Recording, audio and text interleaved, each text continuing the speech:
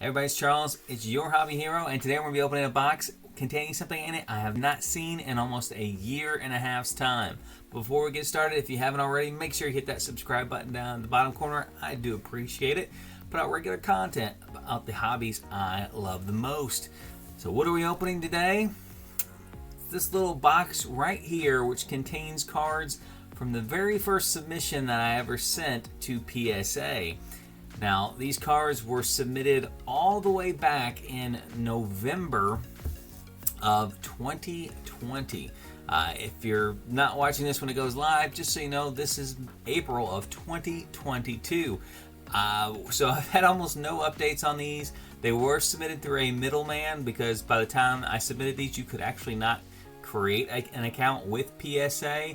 So I have absolutely no idea what cards are really in here, what grades are on any of these, and I have a slight recollection of maybe what I submitted as far as, I think these are Dragon Ball Super cards, but I'm not even sure on that one because I did submit some Pokemon cards.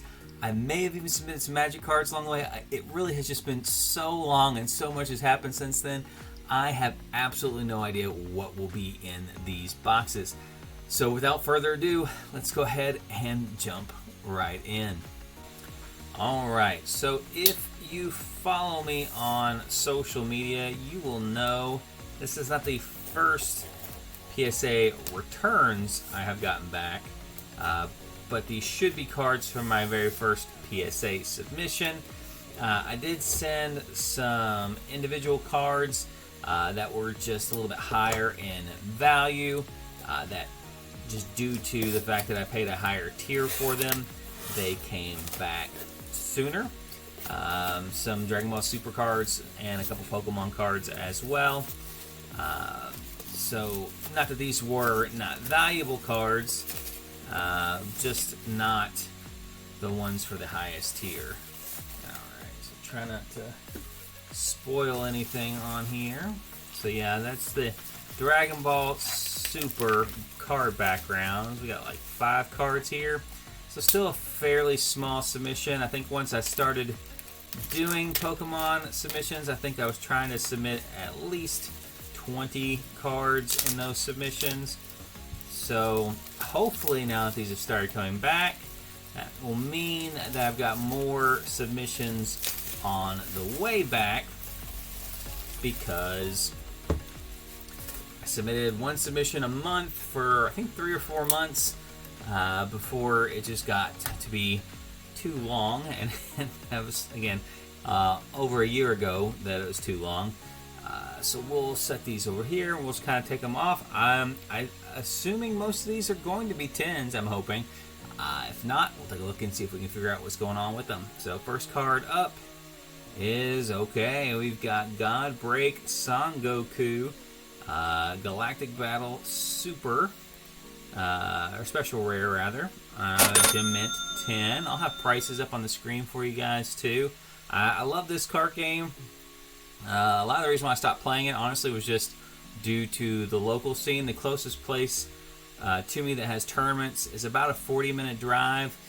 I used to work right next to the location so I could go after work, but I don't work there any longer, so we've got to work with what we got. Alright, next card up here. Oh, Near Mint 7. That is definitely not good. The Secret Rare from Union Force. Man, this is like the biggest one from the submission. Got a 7. I don't see anything on this thing. There's a hair in the case, so there's that. Man, no graders notes, obviously. I don't have access to anything like that for these cards. Man, I don't see anything on this card. The edges are good. Now with PSA, if you have like an indentation on the surface, I'm pretty sure that drops it automatically down to a 6. So I mean, this card was never played, so that is just crazy to me. All right, well that was a surprise. On that one, we've got, all right, Son Goku, The Adventure Begins, Gem Mint 10. All right, it's the SPR on this one. Again, I don't even know how the markets have changed since these were submitted originally. I mean, these cards, to an extent, were probably still getting played at that point in time, so who knows. I mean, the Secret, I don't think ever was played, but still, that Secret being a 7, that's crazy. Alright, we've got Super Saiyan Blue Gogeta, Fusion Onslaught. Alright, SPR, another Gem Mint 10. Like I said, I thought these would all be 10s, and of course the one big surprise is probably the biggest card that was submitted in this submission. Came back a 7. Alright, last card here. Get your guesses in. See if we got another 10. Centering looks pretty far off in the back here. Let's see what we got here. Nope, another Gem Mint 10. Golden Frieza.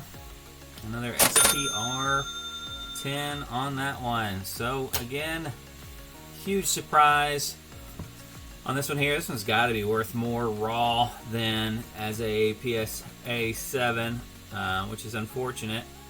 I don't think this card was ever played. I mean, outside of maybe just for fun when the first set dropped, but that is truly unfortunate. I like to think I do take pretty good care of my cards,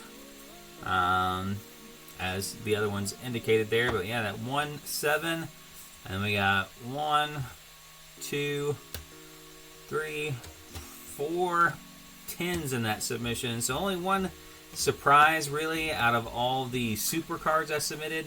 The other 2 that I sent in, one came back a 9, the other one came back a 10.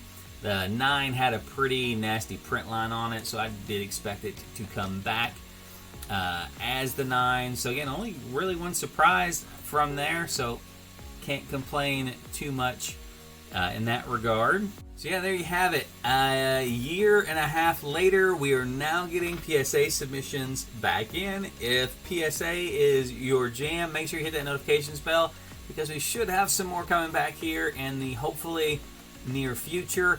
This is a big reason why I stopped submitting to PSA though, because these turnaround times are absolutely ridiculous.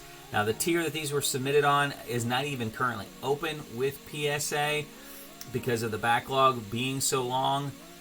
But I mean, just in general, either for collectors or for people trying to do this as a business, to have funds out of your hands and product out of your hands for a year and a half is just unacceptable. I know they're expanding operations. I know they were kind of blindsided at the beginning of 2020, but we're 2 years into this, and there hasn't been adequate adjustments made. We have companies like CGC who are brand new on the scene and are able to keep their turnaround times down across the board of their grading company, and even reduce those over this 2-year period that they've been doing this.